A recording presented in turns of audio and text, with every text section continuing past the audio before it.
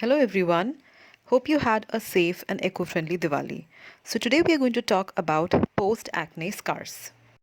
So if an acne is frustrating, a post-acne scar is even more frustrating.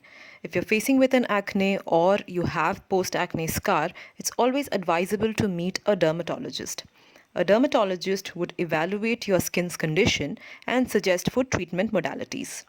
So to understand scars, we need to know that there are different types of scars and your treatment that is suggested would depend upon the type of scar that you have.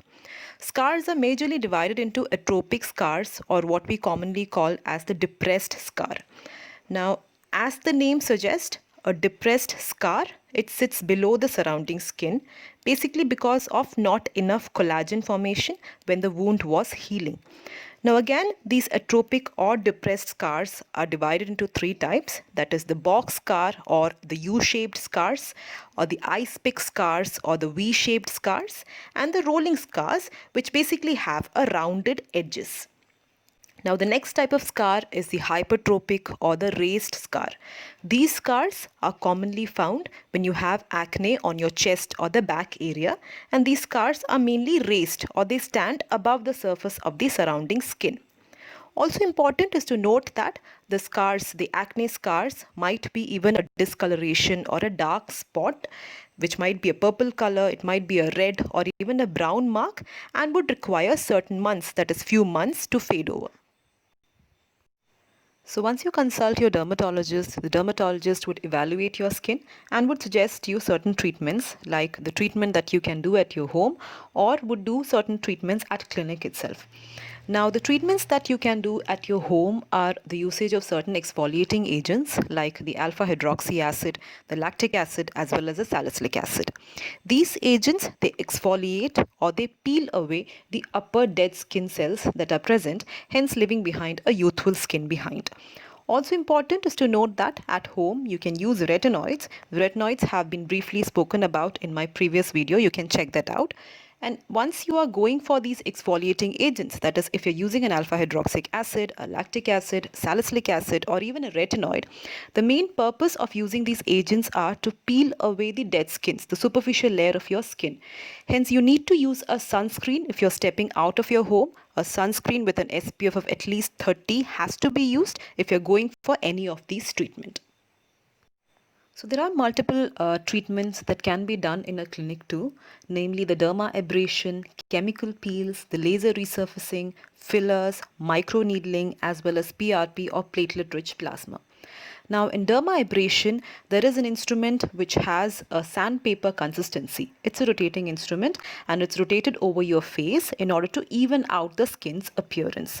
So basically the dead skins are removed away and you have a clear or a much evened out appearance of your skin. Again, chemical peels are done in clinic. Now, one of the major difference between the peels that is used at home and clinic are their strength. That is, the chemical peels that are used in clinic are often of a higher strength. Hence, these are not suggested for a home treatment. Now same like dermabrasion, we use resurfacing of the skin by using a laser technique wherein a laser is used to remove off your upper layer of the skin, the scarred area of your skin, and this helps in bringing out the newer or the youthful skin. Now, if there are certain indentations on your skin, for example, an acne which had caused a volume loss, fillers may be used. These fillers are filled up in that particular indentation and they cause a raising of that particular area. Similarly, microneedling can be also used.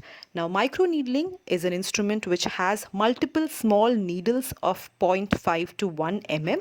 Now, these are used to create certain wound on your skin. These wounds have to heal by themselves by producing collagen, and excess production of collagen on the skin would give a youthful appearance. Now also important is one of the widely used technique right now, that is a PRP or the platelet rich plasma, which is not only used for acne but also is used for hair loss or what we call as alopecia. Now what is done in PRP is that the blood is collected, it is centrifuged and the plasma, that is a platelet rich plasma, is extracted. These platelet rich plasma are then injected on the area, that is the acnal area or the area which has scars. This causes the production of collagen, hence appearance of a new as well as youthful skin, providing enough rejuvenation to your skin. Now important thing to note is that once you're doing these treatment, your skin would be highly prone for photosensitivity or sun tanning. Hence, you have to use sunscreen that is suggested by your dermatologist. These techniques, all these various treatment modalities that has been mentioned, would require multiple cycles, that is multiple session. At least 4 to 8 sessions are required. So this brings us to the end of the complete session on acne, that is the do's and don'ts for acne, the medications for acne, as well as a post-acne scar. Now the key takeaway from this session was that the best way to treat an acne scar is to prevent it in the first place. And how do you prevent it? By having a healthy lifestyle. That is, you have to include a lot of green leafy vegetables, fruits, as well as nuts in your diet. Hydrate yourself properly, exercise on a regular basis. If you're using too much of makeup, you have to wash them away before you sleep. And also, we mentioned about few medications that can be used if you're facing with active acne, as well as various techniques, various treatments for the post-acne scars. You have to consult a dermatologist if you're facing with the problem of acne or a post-acne scar, and a dermatologist would suggest you with customized treatment for the same. I hope the session on acne was highly fruitful for each one of you. Do suggest if you need to know about further any medical topics that you are interested in the comment section. For now, thank you and stay safe.